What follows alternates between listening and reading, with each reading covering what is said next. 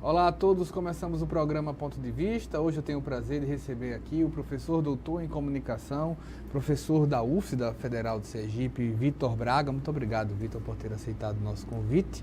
Vitor, hoje como é que a comunicação tem estudado a recepção, a apropriação dentro dos dispositivos móveis, por exemplo? Agradeço o convite por estar aqui. Não vamos fingir que nós não nos Nos conhecemos há um né? bom tempo, né? Então, do ponto de vista da comunicação e sua interface com dispositivos móveis, né? A minha área de atuação é dentro do estudo de recepção, considerando a interveniência dessas mídias sociais nesse processo aí. Certo. E nesse sentido, a gente vem investigando de que maneira a recepção, tradicionalmente, do ponto de vista da comunicação, como tradicionalmente se pesquisou no Brasil, sempre esteve voltado aos meios de comunicação de massa, meios de comunicação, digamos assim, tradicionais, né? Certo. E aí a gente tem vários estudos, por exemplo, do pessoal da Universidade Federal do Rio Grande do Sul, Universidade de São Paulo, e outros centros que se voltaram a entender especialmente televisão. E nesse contexto contemporâneo, o que vem implicando aí em algumas alterações dentro desse formato é especialmente de que maneira o processo de recepção desses meios de comunicação, a gente pode trazer aqui a TV, ele passa por algumas mudanças, tendo em vista um público jovem, até também mais velho, que começa a utilizar dispositivos móveis, a exemplo dos smartphones ou mesmo computadores, e de alguma maneira cria um ambiente que a gente costuma chamar, dentro da pesquisa de comunicação, uma segunda tela, que é esse cenário onde você tem um programa que ainda centra a discussão, um programa de culinária, uma novela, e você tem os jovens e outros indivíduos ali que estão em um processo de interação ali, conversando com outras pessoas através de aplicativos e sites redes sociais. E aí, nesse sentido, a gente pode pensar a recepção em um cenário de convergência desses meios. Essa é uma palavra até que é bem utilizada hoje na comunicação. Quem pesquisa comunicação e tecnologia, esse conceito de convergência dos meios vem por aí, de pensar de que maneira meios tradicionais, assim, como se chama esses meios de comunicação de massa, e esses meios digitais, essas mídias sociais, elas convergem e criam um ambiente onde a recepção não está apenas respaldada naquele modo tradicional de eu vou assistir uma novela, por exemplo, e estou aqui no sofá com aquelas pessoas co-presentes, fisicamente, interagindo com elas, né? Mas sim em um ambiente ampliado, onde a experiência de assistir uma novela também tem a ver com a experiência de estar com outras pessoas em um processo de sociabilidade, comentando em sites e redes sociais, repercutindo isso em grupos, aplicativos de mensagens, etc. Eu lembro, como jornalista, que o estudo que se tinha, você tem na comunicação quase que um esquema, pelo menos tradicional, é claro que isso daí foi sendo alterado aos poucos, que você tinha o emissor, a pessoa que falava, você tinha a mensagem, o canal, até o ruído se colocava, o contexto, nesse sentido para chegar ao receptor nesse esqueminha. Mas isso daí já criado o quê? No início do século XX, pensando em rádio, a chegada da TV. Esse esquema ainda é válido com essa questão da convergência, do tempo em que você assiste uma série e já coloca no Twitter, já coloca no Facebook. Esse esquema de recepção do cara que emite ou do canal que emite até esse receptor está formado dessa maneira ou já embaralhou logo tudo é mensagem, já tem seta para um lado, seta para o outro? Como você falou do emissão e recepção, tem até um conceito que é a liberação do polo emissor, né? A partir do momento em que em que esses atores sociais, eles começam a assumir um determinado protagonismo aí do processo, não que antes não assumisse, assim, existe um erro, assim, de entender que, por exemplo, antes o consumidor era passivo porque só assistia e não comentava com outras pessoas, e hoje é mais ativo, né, porque ele pode agora comentar. Na verdade, não é bem assim, né, porque a gente assistia... Nunca foi bem assim, né? Exato, a gente assistia TV e a gente comentava. Talvez o que a gente tem hoje de amplificado, na verdade, é essa capacidade de sincronia das interações. Pensar que eu assistia TV e no dia seguinte eu ia comentar sobre o jogo, e hoje eu vejo o jogo CSA e CRB no domingo e o meu pai fica esperando, no meio do jogo, as pessoas já estarem mandando memes do jogo, do que está acontecendo. Isso tem além de ampliar, obviamente, o alcance, né, tem essa sincronia maior, digamos assim, não é uma comunicação assíncrona, onde isso só tinha repercussão no dia seguinte ou horas depois, né? Isso está acontecendo nessa própria, isso muda um pouco essa própria experiência, né, de assistir um conteúdo, né? Não por acaso, né?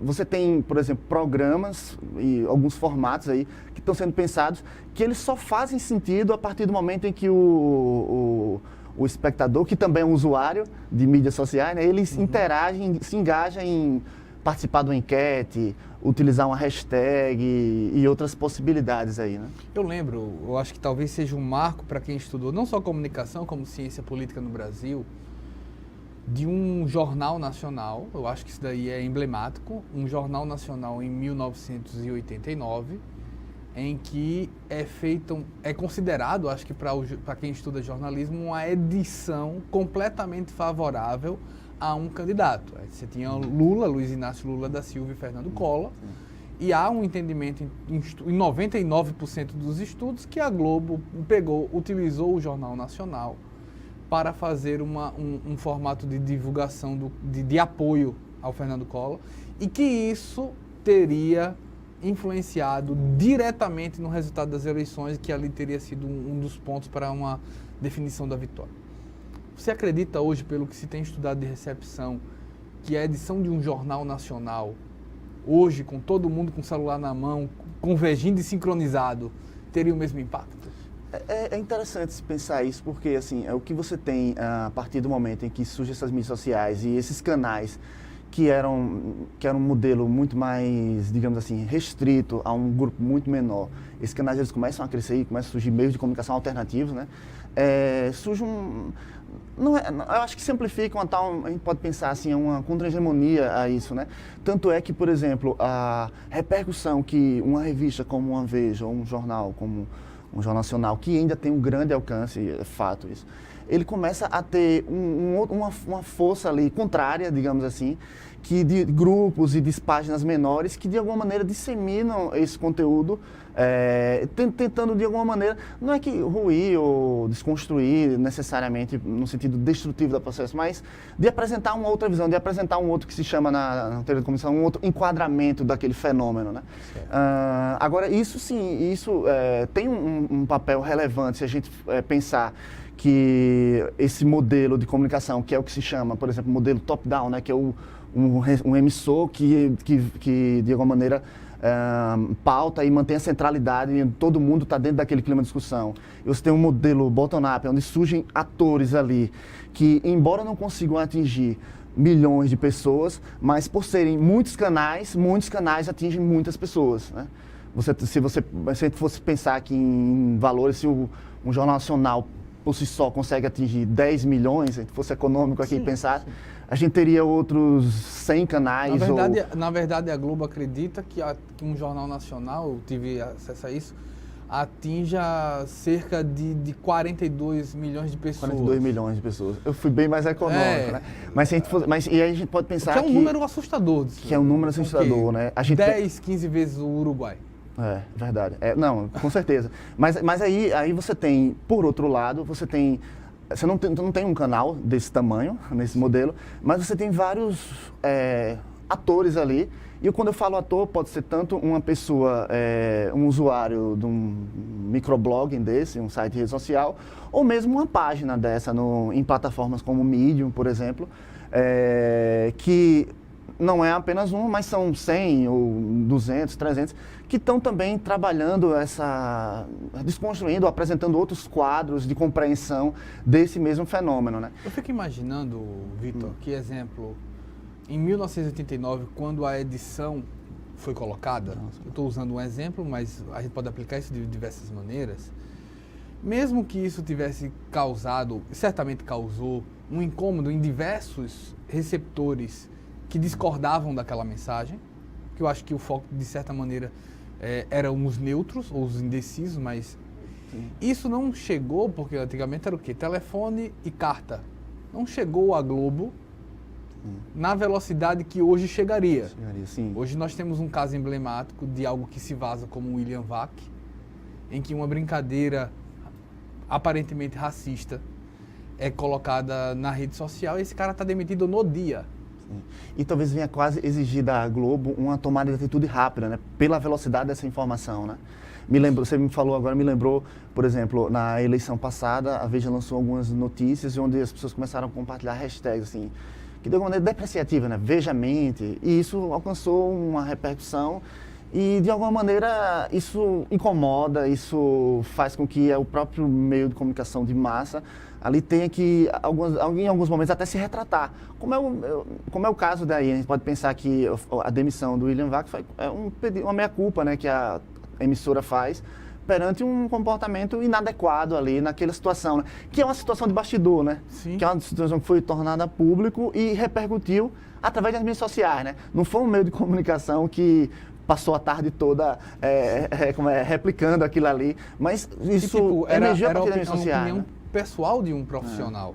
Eu tento tentar um comparativo nessa questão para entender como a comunicação tem estudado essa recepção ou esse receptor que está com o celular e que provavelmente não está, em grande parte, num país de 200 milhões de pessoas, não está assistindo o Jornal Nacional, mas se acontecer uma notícia que seja uma mentira, que alguém possa desfazer em minutos depois, que seja uma verdade, que seja uma denúncia, em poucos minutos ele vai estar recebendo isso no celular, que pode influenciar não só ele, a família, o clube, a sociedade, mas pode voltar diretamente para o emissor, como no caso quem está falando agora de um veículo de massa.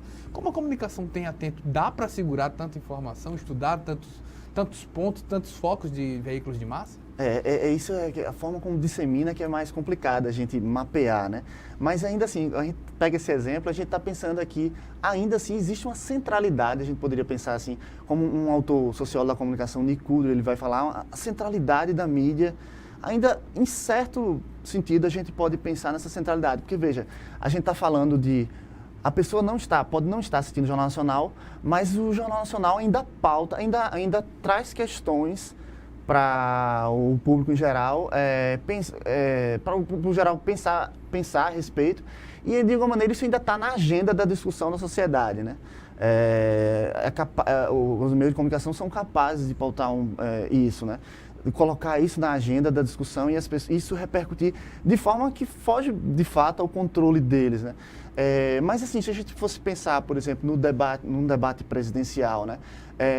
O debate presidencial, ele tem duas zonas aí que a gente consegue perceber de uma maneira mais clara, assim, atualmente.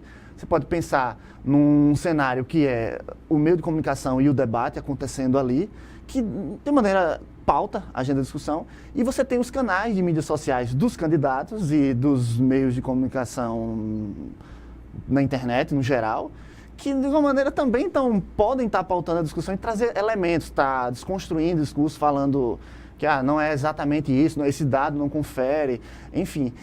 Mas isso de fato assim, é uma dificuldade, digamos assim, de mapear todos os atores, até porque são muitas pessoas ali que não têm o mesmo alcance, mas têm um certo protagonismo em seus nichos ali, em suas regiões, né?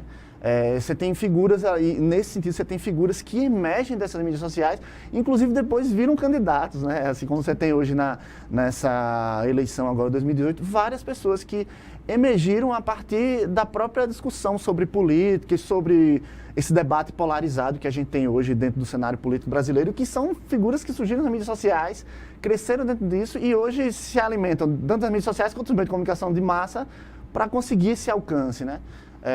E é isso, de fato, assim, é uma coisa a se pensar até que ponto os meios de comunicação de massa conseguem, num debate político, mudar uma opinião de uma pessoa, isso é uma coisa importante, ou apenas reafirmar discursos que a pessoa já acredita. E aí a gente pode trazer discussão aqui, várias pesquisas na área de comunicação e política que de alguma maneira discutem isso, que muitas vezes esses debates, e especialmente com a repercussão dessas mídias sociais, eles servem muito mais para de alguma maneira reafirmar uma posição que eu já tenho, como eu estar indo ver um jogo de futebol, eu não vou mudar o jogo de futebol se o meu time ganhar ou se o meu time levar uma goleada, né?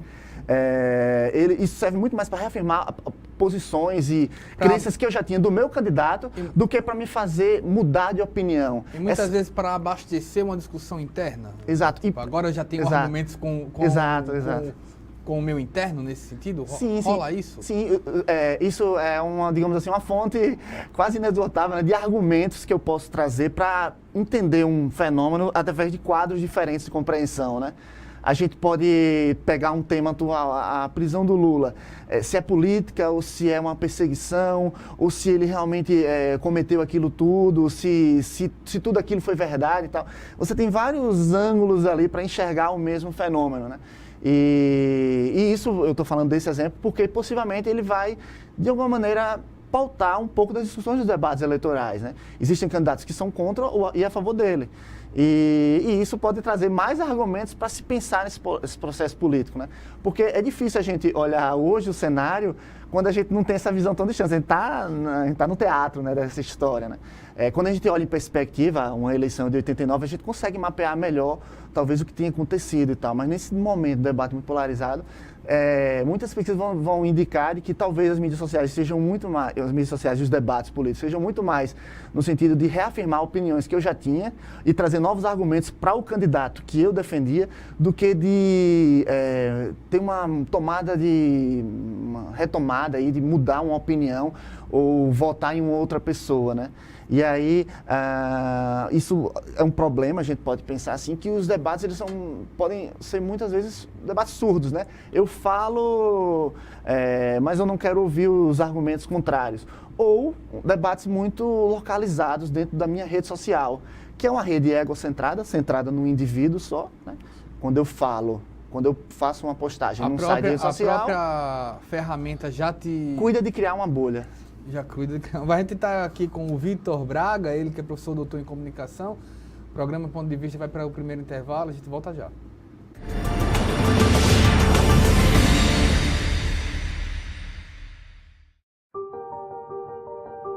Nous avons demandé à des enfants de jouer à un célèbre jeu de société. Normalement, les règles sont les mêmes pour tous, mais pas cette fois-ci. Bonjour les enfants. Bonjour. Une moitié de joueurs commence avec 1500 €, l'autre moitié avec 750 €. Mais ça se fait pas. Ça se fait pas. Un des joueurs favorisés aura 3 rues et 2 maisons dès le début de la partie. 3 rues et 2 maisons. Non. Ça se fait pas. C'est injuste. Un joueur possède une carte qui lui permet de ne jamais aller en prison. Là, tu vas en prison. Pourquoi? Fais comme ça, c'est la règle. 1, 2, 3, 4. Comme tu as des béquilles, tu ne peux pas acheter de gare. Tu passes par la case départ, normalement c'est 200, mais toi, comme tu es une fille, c'est 150. Pourquoi? Et les garçons ils gagnent combien s'ils passent à la case départ? 200. Pourquoi? Tu fais 6 dés là. Mais il y a que des 1. Mais ça se fait pas. Mais t'as vu la tricherie. Mais toi, par exemple, tu vas pouvoir acheter que la première partie. Et pourquoi? Mais pourquoi? Ça m'énerve.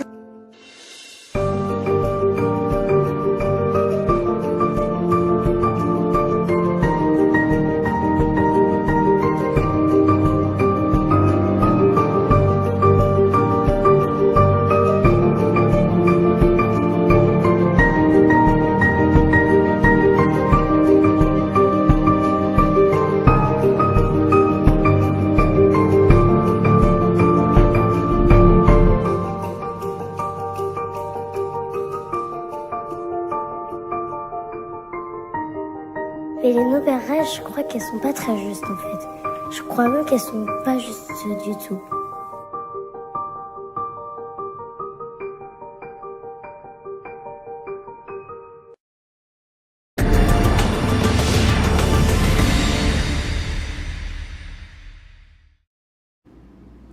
Voltamos com o programa Ponto de Vista, que hoje recebe aqui o professor doutor em comunicação Vitor Braga. Estamos aqui falando dos estudos da comunicação com o receptor. E esse estudo ele também identifica a faixa etária, socioeconômica. Como é que a parte socioeconômica tem mudanças de comportamento, tem mudanças de recepção nesse sentido? Olha, posso até mencionar uma pesquisa que a gente vem fazendo em Sergipe, da universidade que eu faço parte, em cidades distantes da capital, né? É um projeto maior que está acontecendo em outros estados e no caso da gente, Sergipe, a gente está fazendo numa microrregião chamada microrregião de Propriá, que é na divisa aqui com Alagoas. E um dos objetivos da pesquisa é a gente também entender um pouco disso, né? Esse Brasil profundo, essas cidades do interior, quais as diferenças, quais as nuances desse processo, né? De comunidades quilombolas, vilas de pescadores, zonas rurais, enfim. E o que a gente tem percebido, em comparação com os jovens das capitais do Brasil, que embora você tenha limitações no acesso, dificuldades inerentes a cidades mais distantes da capital, de centros urbanos, especialmente no Nordeste e Norte do país, os jovens eles conseguem, de alguma maneira, se articular e usar de forma criativa o espaço público para garantir o acesso a esses meios. E aí, o que é que você tem aí? Você tem, por exemplo, mesmos aplicativos sendo utilizados por jovens da capital e jovens do interior. Sim. Mesmas práticas sociais no contexto de copresença, de quais os constrangimentos de uso em relação aos pais, como é que eles lidam com essa relação com o espaço público a partir do momento que eles estão em ambiente de sala de aula, qual é o conflito geracional entre professor e aluno. A gente percebe que, embora tenha dificuldades, né, tem por exemplo, limitações no acesso decorrente de operadoras que não atendem a todas as cidades, ou, por exemplo, limitação nas redes de Wi-Fi. Embora tenha essas limitações, os jovens conseguem utilizar isso de maneira criativa e a gente percebe um consumo midiático que tem contornos que, de uma maneira, se assemelham assim. Os aplicativos são os mesmos, as formas de articulação através de grupos e mensageiros, etc., são semelhantes. Tanto é que, quando a gente faz questões a esses jovens, de outros contextos, quais os aplicativos mais utilizados, qual a frequência de uso, né? Quais os constrangimentos em relação aos pais, professores, a gente percebe semelhanças nesse processo, muito mais semelhanças do que diferenças, né? E aí você pode ter, por exemplo, os jovens de baixa renda que podem acessar por mais tempo, mais ocasiões durante o dia, do que jovens de regiões mais ricas do país. Isso não tem muita diferença, é muito mais a prática do uso e de que forma eles concebem esse tipo de dispositivo na sua sociabilidade cotidiana. Isso em termos de aplicativo, exemplo, hoje aqui no Brasil, eu acredito que Facebook, Instagram, WhatsApp, seja os mais usados, pelo menos na capital, no interior também. Isso. Inclusive, assim, comportamentos semelhantes, por exemplo, o Facebook, pelo que a gente percebe, ainda tem um lugar importante, ele é quase uma homepage dentro de uma prática de uso. Você tem um Instagram como um dispositivo vetor de práticas sociais, a gente pode dizer assim, onde os jovens, eles digamos assim, exercem performances ali, né? Quando eles postam uma foto, eles estão querendo dizer com quem eles andam, os lugares que eles frequentam, se eles gostam de sair à noite, se eles são mais caseiros, né? Quais escolas eles estudam, enfim. Isso é um instrumento importante para a performance dos jovens, o Instagram. E o WhatsApp como uma ferramenta importante para essa conversa do dia a dia, né? Tanto os jovens da capital quanto do interior usam muito pouco o telefone na modalidade de fala, né, de ligar, fazer ligações. Usam até o áudio gravado, né, do WhatsApp, mas a modalidade de fala é praticamente uma constante aí, falar com os pais, né, falar com pessoas mais velhas, né, que às vezes querem saber onde esses jovens estão e tentam, como a última possibilidade, aí, fazer a ligação telefônica.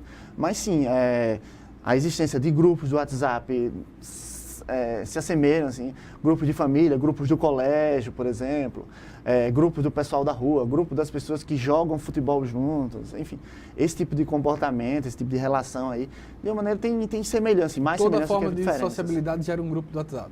Exato, e é bem interessante isso, né? Porque a gente foi em algumas ocasiões, para essas foram 10 cidades do interior do Sergipe, e nessas ocasiões que a gente foi, a gente começou a entrevistar esses jovens e era quase um padrão que a gente percebia, né? Por exemplo, a gente perguntava, de que forma vocês conversam no dia a dia? A maioria dizia no WhatsApp, eu já sabia que era no WhatsApp. Mas de que forma? Dos grupos. Se era do colégio, grupo do quê? Grupo do 3º ano, grupo do 2º ano.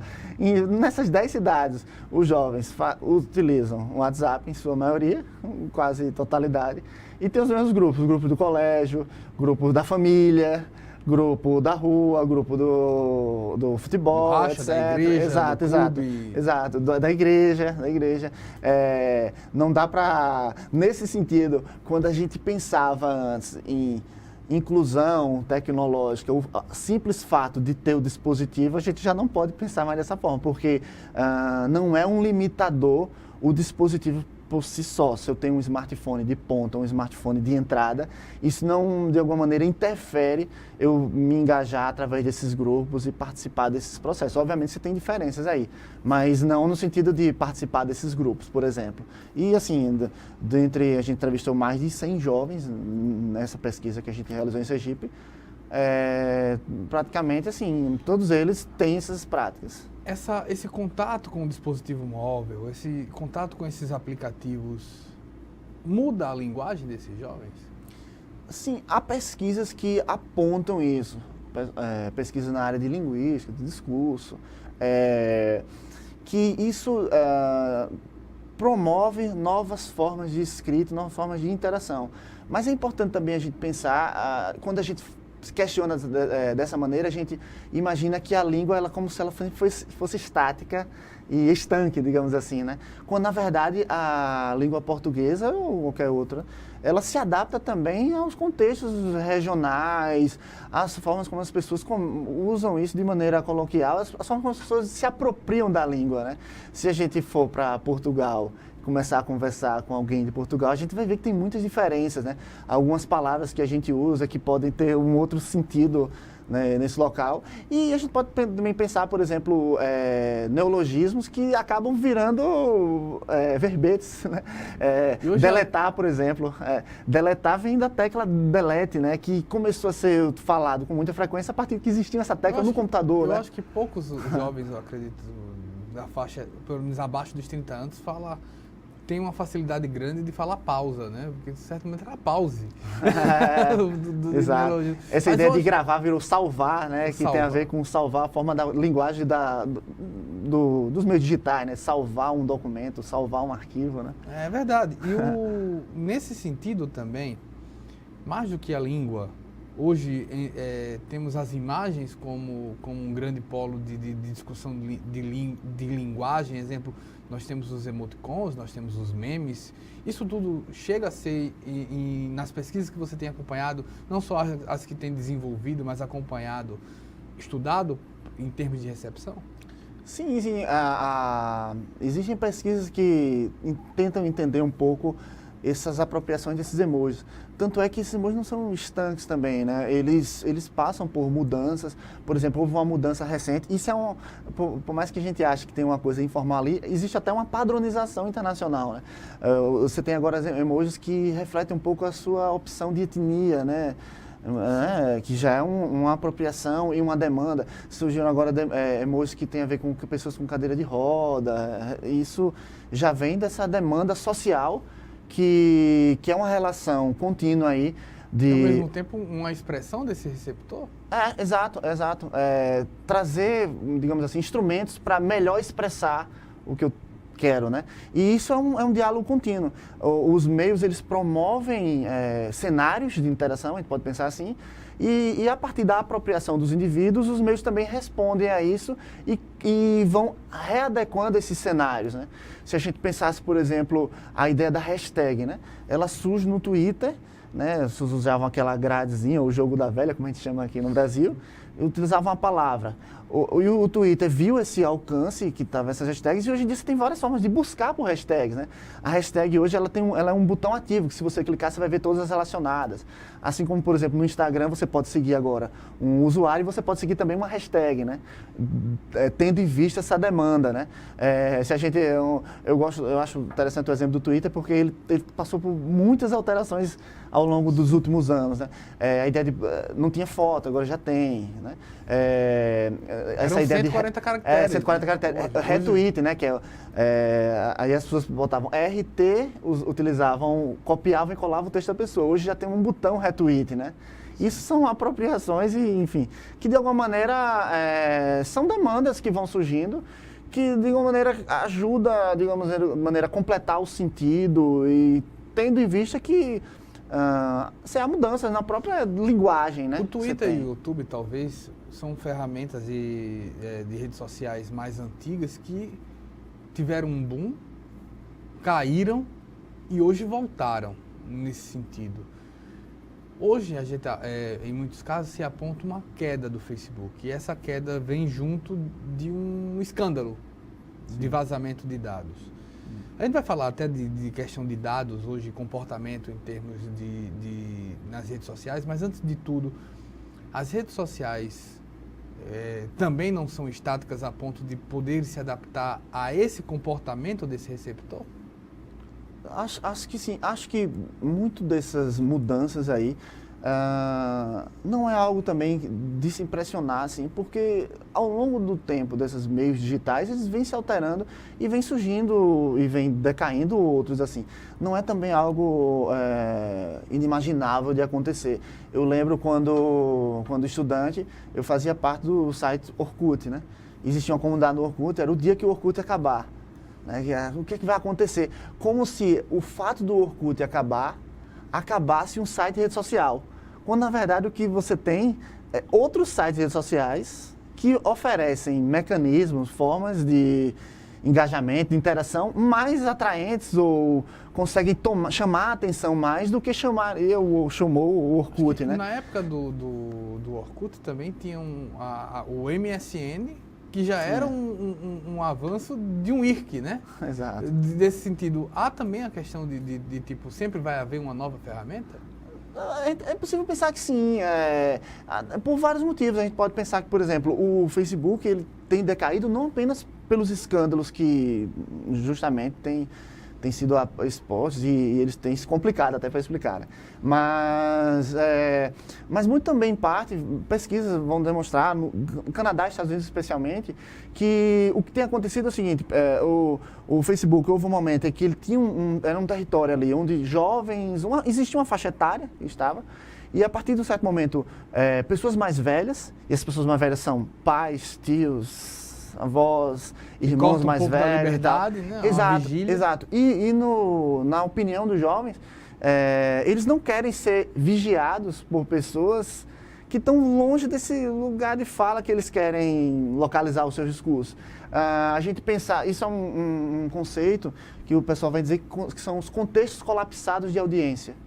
Esse contexto colapsado de audiência é o seguinte: a partir do momento em que eu tenho um Instagram, onde os meus amigos do Instagram, eles são meus amigos da escola, meus amigos da rua, meus amigos da escola onde eu estudava, e aí passa a ser minha avó, meu tio, um amigo distante, minha ex-namorada, etc. Esses ambientes começam a orkutizar.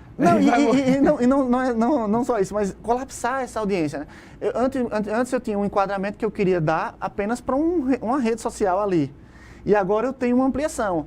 Se eu postar uma selfie minha, onde, enfim, eu posso estar numa posição sem camisa, etc.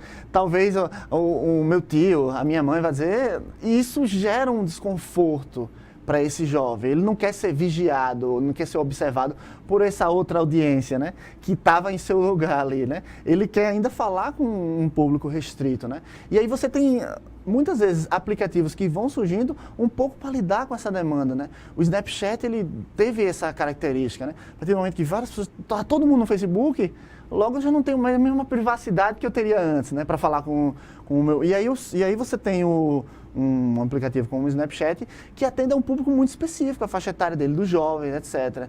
Porque eu não quero que a minha mãe veja o que eu estou fazendo. Eu quero que isso fique mais restrito. Eu tenho um controle maior dessa minha rede, seja uma rede menor, né? E não colapsada com várias pessoas, né? Pois é. Que isso é uma coisa também interessante, né? A gente pensar. Essas redes, elas fazem... Esses rastros, que são esses indivíduos que a gente vai adicionando, faz com que a gente não esqueça essas pessoas como a gente esquecia antes. Se a gente imaginasse os seus amigos do colégio de 12 anos atrás, que talvez não faça mais nenhum sentido você ser amigo deles hoje, por isso que você não é amigo mais, né? Eles estão lá no Facebook e não te fazem esquecer, né? Aí daqui a pouco quem vai te adicionar é uma namorada sua de 20 anos atrás e tal, e você não quer que essa pessoa, enfim, retome ou faça parte ou tenha alcance, ou enfim, chegue até você dessa forma, o que você poste, ela saiba, enfim. E aí você tem essas redes que ampliam isso, né? Ora, é um curso até natural da vida, a gente ter amigos, desfazer de algumas amizades, filtrar elas, tentar esquecer de pessoas, e hoje está todo mundo dentro do mesmo cenário, né? São seus 800 amigos, né? Quem controla todos esses, né? Exato. Eu estou aqui com o Vitor Braga, ele que é professor doutor em comunicação. O programa Ponto de Vista vai a um breve intervalo e volta já.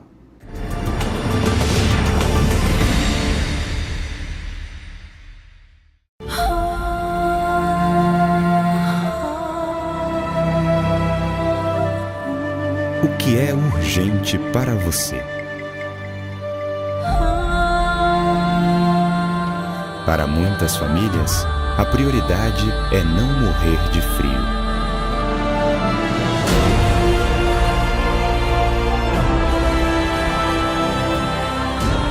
Eu agradeço todo mundo que está doando os cobertor por causa do frio, né? Para esquentar meus filhos, principalmente, né? A gente é pobre e nem sempre a gente tem dinheiro para comprar, né? Preciso da LBV.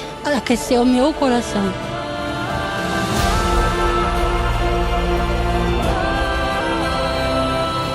Quando a LBV chamar, diga sim.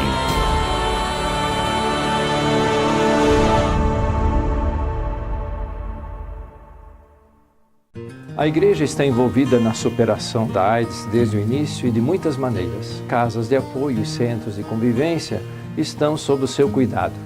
Agora somos chamados a contribuir informando a população sobre a necessidade do diagnóstico precoce para o HIV. Precisamos orientar as pessoas a procurar o serviço de saúde e fazer o teste de HIV mesmo sem ter sintomas de doença. Com a ajuda da Pastoral da AIDS, apoio do Ministério da Saúde e Unesco, preparamos uma campanha nacional com o tema Cuide bem de você e de todos os que você ama. Faça o teste HIV. Haverá materiais disponíveis para a televisão e rádio. Basta solicitar gratuitamente a Conferência Nacional dos Bispos do Brasil, CNBB. Folhetos e cartazes impressos para distribuição nas paróquias estão disponíveis em todas as dioceses. Para cumprir o mandato de Jesus, que nos pede para cuidar da vida, convida todos, bispos, padres, agentes de pastoral e leigos engajados, a se envolverem nesta campanha. Meu irmão e minha irmã, cuide bem de você e de todos os que você ama. Faça o teste HIV.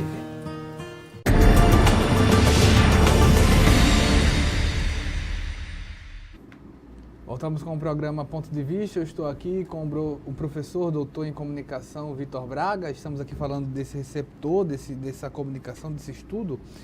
Quando a gente estava falando no primeiro bloco, Vitor, de como os meios de massa, né, os meios de comunicação de massa hoje lidam com esse celular na mão do seu receptor, me lembrou o momento em que você começou a dizer bem assim, olha, você tem a internet 2.0, a situação 2.0, o marketing 2.0, e a comunicação nessa época, a TV, a rádio, também começou a adotar esse sistema de 2.0. Me corrija, você é o especialista, mas a impressão que eu tenho na memória é que o 2.0 naquela época já era tipo o programa que terminava no meio de massa e se estendia na rede social. Depois veio o 3.0 em que esse receptor já interagia imediatamente, ele não só tinha uma extensão na rede social, mas ele também já estava o tempo todo sendo colocado. Hoje em dia você tem os principais, se não todos, os programas de meio de comunicação, tanto em rádio como em TV, o tempo todo buscando essa interação desse receptor. E há quem fale já numa busca de um 4.0, que eu já não sei para onde eles estão indo. Como é que está essa relação do meio de massa com o receptor nesse sentido? É engraçado, esses conceitos eles surgem a partir de especialistas nessa área de marketing que pensam modelos de negócio, na verdade, né? O conceito de Web 2.0, Web 3.0. O Web 2.0 é um conceito de web participativa, né? Que é que eles diziam, né? Que essa primeira fase da web, o Web 1.0, era a fase do site, do navegador, que você acessava e lia o conteúdo. A Web 2.0 passa a ter a possibilidade de eu comentar esse conteúdo, né? E aí você vai acrescentando números através de novas interfaces comunicacionais, novos dispositivos que vão surgindo desse processo. Esses conceitos eles são, de certa forma, um pouco vacilantes, assim, porque eles não são tão precisos, né? Eles tentam enxergar o cenário muito mais do ponto de vista mercadológico, assim, de tentar trazer novos modelos de negócio, de pensar um pouco nessa agência dos indivíduos, tá? É muito difícil precisar qual o cenário que a gente tem hoje nesse aspecto. Mas dá para a gente pensar, sim, que os próprios meios de comunicação de massa, eles estão repensando estratégias de engajamento das pessoas, considerando esses contextos das mídias sociais e não apenas isso. Hoje esse meio de comunicação, ele te diz até como você deve gravar. Exato. Esses contextos de consumo midiático per si, né? Você pensar, por exemplo, esses conteúdos on demand, né?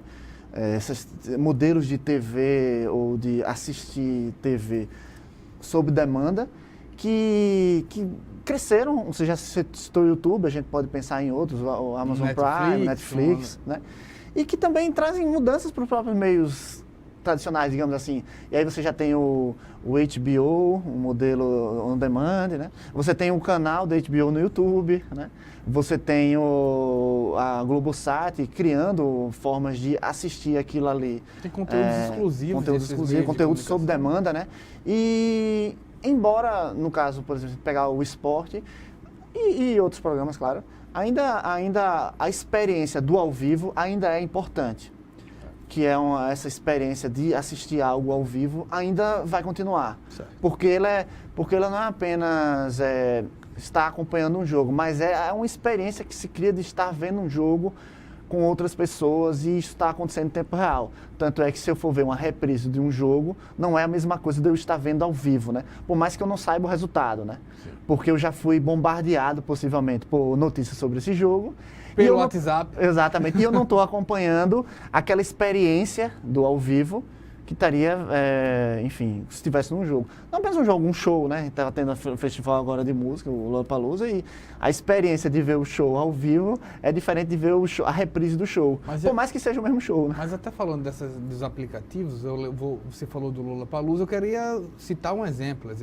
O Multishow, que é um canal TV paga, contratou para o Lollapalooza 4 youtubers famosos que filmariam e comentariam cada show, como para estar dentro do YouTube ou da plataforma do Multishow na internet, e você escolhia o seu youtuber para acompanhar com a marca do Multishow.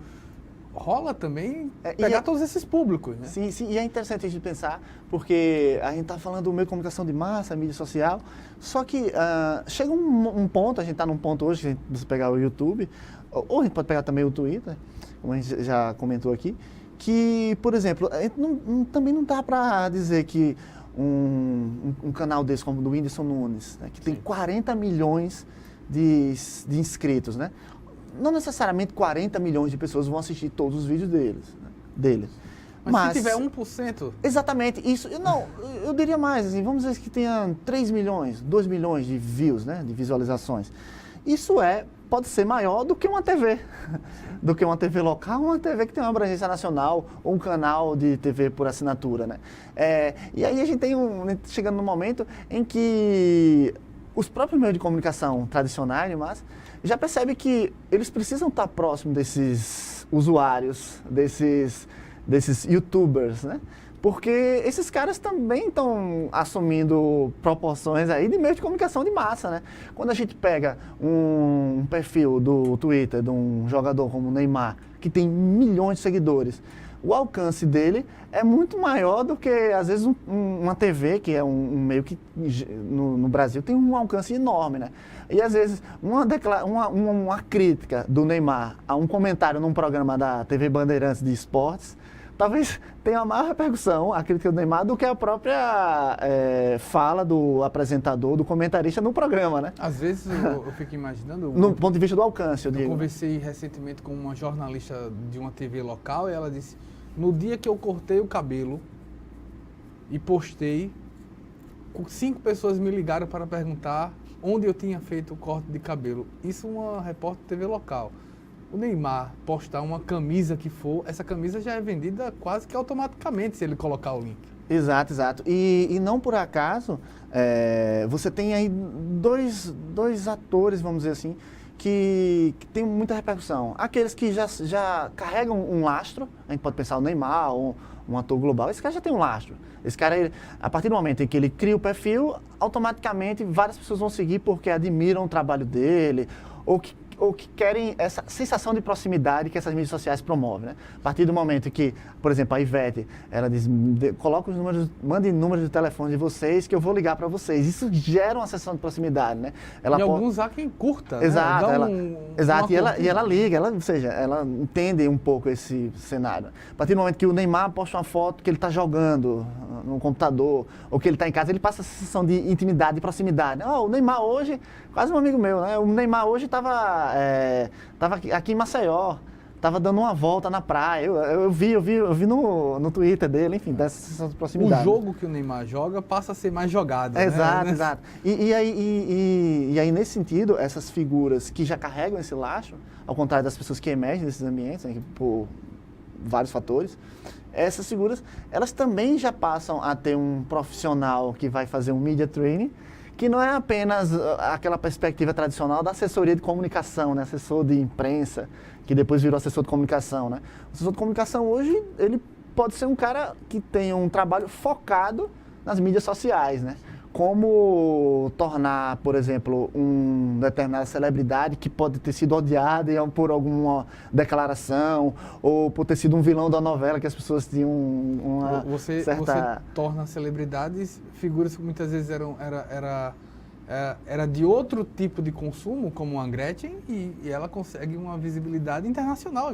Sim, que retomou um pouco até... Com direito a programa de TV agora. Exato. Reality show, né?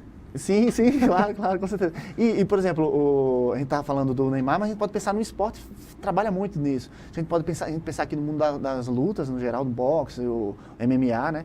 Você tem aquelas pessoas que ficam alimentando um determinado discurso de ódio contra um oponente, no sentido de talvez cavar uma luta, e não apenas isso.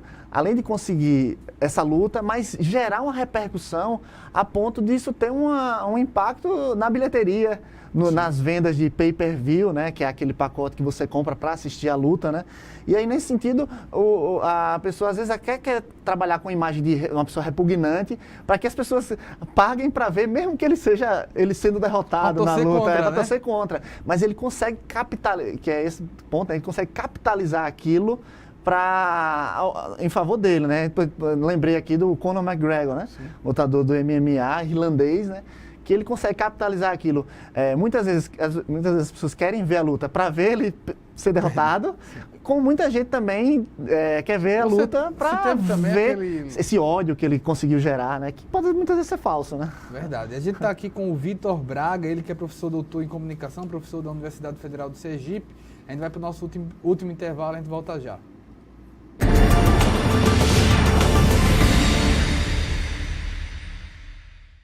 Quando aquele seu amigo namorador teve a primeira filha, você falou que ele passou de consumidor a fornecedor? Já aproveitou o ônibus lotado para se aproveitar da passageira? Já falou, prendam suas cabras que meu bode tá solto? Pode parar. Isso incentiva o machismo e a violência sexual. A gente só muda a cultura do estupro mudando o nosso modo de ver o mundo. Machismo. Já passou da hora.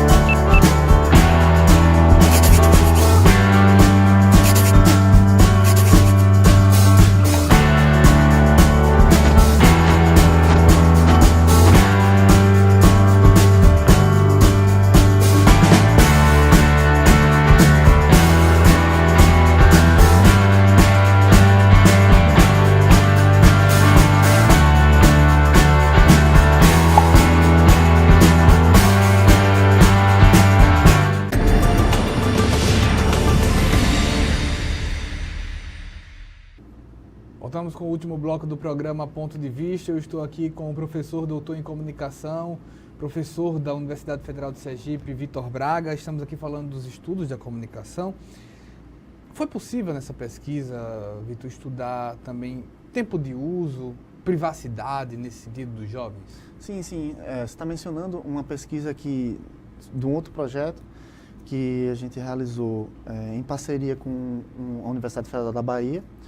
A gente fez isso em algumas cidades do Nordeste. A gente fez no Ceará, em Fortaleza e Quixadá, em Sergipe também, em Itabaiana, através da minha Universidade, Itabaiana e Aracaju, e na Federal da Bahia, em Cachoeira, em Salvador. E um dos aspectos que a gente questionou esses jovens que utilizavam esses dispositivos móveis nessas suas práticas cotidianas, essa questão da privacidade, né? Que hoje em dia é uma discussão que causa ainda muito temor, assim, e é latente, assim, entre os jovens esse medo da invasão de privacidade, né? E isso pode repercutir de várias formas, né?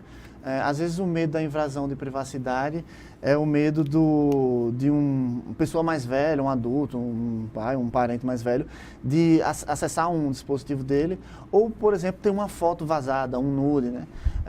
Essa repercussão imediata, isso gera, inclusive, não por acaso, né? A gente pode pensar que isso é um pouco um reflexo da discussão que se tem contemporânea, assim, sobre privacidade nesses ambientes digitais, né? Várias críticas e várias questões que estão associadas a isso, como, por exemplo, o controle dos dados por grandes empresas, o fornecimento desses dados, né, para governos e outras instituições, né? Só que esse fornecimento desses dados, no caso dos jovens, ele aparece até de forma, digamos assim, diluída, tá? Não é nem o maior temor deles, assim, porque tem uma teoria que o pessoal da polícia usa muito, que é o uso de gratificações, né? Qual é o preço que eu estou pagando, digamos assim, para estar engajado nesse site onde todos estão? Se de certa maneira, quando eu falar de um tênis, aparecer uma marca oferecendo tênis para mim, muitos jovens vão dizer assim, ok, é um retorno ali que a marca está me dando, ou ok, eu estou pagando, não tem nenhum problema em relação a isso. Porém, quando chega mais próximo de utilizar questões de fórum íntimo do jovem, isso gera um problema maior, que é essa ideia de vazar um texto, um diálogo, ou especialmente fotos nudes, né? E tem pesquisas que trazem dados até que me impressionam, assim, que de cada 10 fotos, 7 fotos são vazadas, né? Ou seja, esse temor não vem por acaso, né? Vem de resultados também de estudos, da forma como a mídia repercute isso, né? E causa, digamos assim, um clima de pavor, né? Entre esse público também, né? Você falou no bloco também anterior sobre convergência. Como todos os meios hoje têm que se preparar para essa convergência? Não é nem, a gente não pode nem dizer assim que os meios eles precisam se adaptar. Está na ordem do dia, né? Não dá para pensar um consumo midiático sem considerar a interveniência desses mídias sociais, né? A gente tem um programa aqui que ele está sendo transmitido ao mesmo tempo em um site de rede social, não por acaso, né? Já é uma estratégia de tentar ampliar essa discussão, né? Às vezes a pessoa não tem acesso à TV, ao canal, por vários motivos, mas ele consegue acessar através das mídias sociais, pelo celular e pelo computador, né? Isso é um ponto, assim, que é uma condição, assim, que se coloca, especialmente se você pretende atingir determinados públicos, né? Muitas vezes é uma estratégia que faz com que determinado programa se torne interessante para esse público, né? Ou seja, você já deve ter visto esses casos onde a pessoa está assistindo o programa pelo Twitter, mas não está assistindo pela TV. Verdade. Né? É um movimento contrário, né? O Twitter está trazendo uma discussão ali para ele que gera um interesse, porque tem muitos amigos em comum fazendo aquilo, e ele vai assistir para ver o que está acontecendo, né? Hoje em dia, você pensar o processo de convergência é uma condição essencial, digamos assim, dentro desse processo de produção de conteúdo, né? Produção de conteúdo audiovisual. O que a parte da comunicação, o que a academia ainda precisa descobrir nos estudos de comunicação de receptor? Olha, eu acho que ainda tem muito a se pensar nisso, né? Porque, especialmente se a gente tomar em consideração de que esse cenário contemporâneo, ele está passando por várias alterações constantemente, né? Quando eu estava ouvindo um podcast, que já é um formato específico, agora no carro vindo para cá, onde estava se falando das manifestações de 2013, né? E aí, dentro dessas manifestações de 2013, junho de 2013, né?